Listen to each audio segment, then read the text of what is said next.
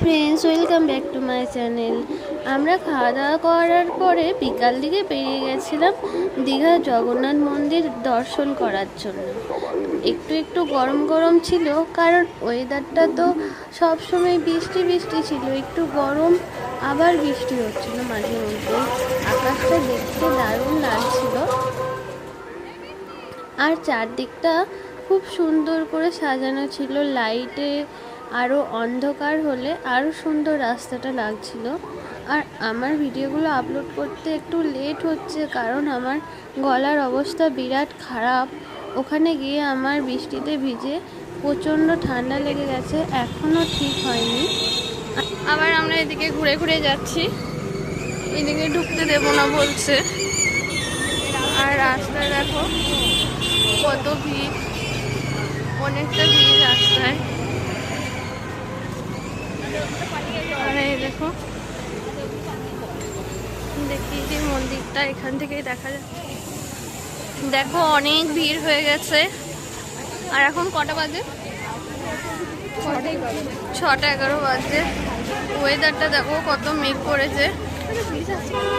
আর এরপর আমরা কোন দিক দিয়ে যাবো বুঝতে পারছি না।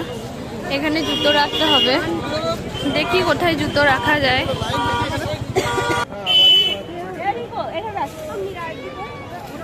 অনেকটাই ভিড় হয়ে গেছিলো ওখানে। এত লোকের মাঝে জুতো কোথায় রাখবো বুঝতে পারছিলাম না। জুতোটাও ঠিকই রেখে দিয়েছি, কিন্তু যাবার সময় আমার জুতো চুরি হয়ে গেছে। এই হলো একটা মজার ব্যাপার।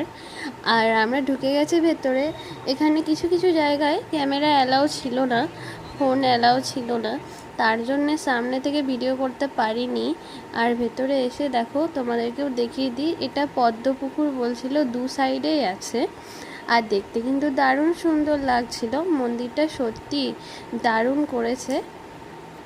আর রাতের দিকে দেখো কত লাইট জ্বলছে, আর মন্দিরটা দেখো কত সুন্দর লাগছে।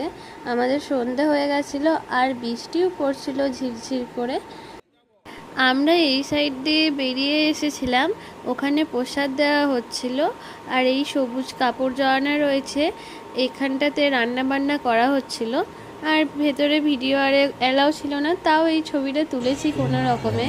আর তার পরদিন ছিল রথযাত্রা, তার জন্য ওখানে রথগুলো দাঁড় করানো ছিল, সেটাও একটু ক্যামেরা বন্দি করে নিলাম, কারণ রথযাত্রা তো দেখার সৌভাগ্য সবার হয় না। আর ভিডিওটা ভালো লাগলে অবশ্যই লাইক করে দিও।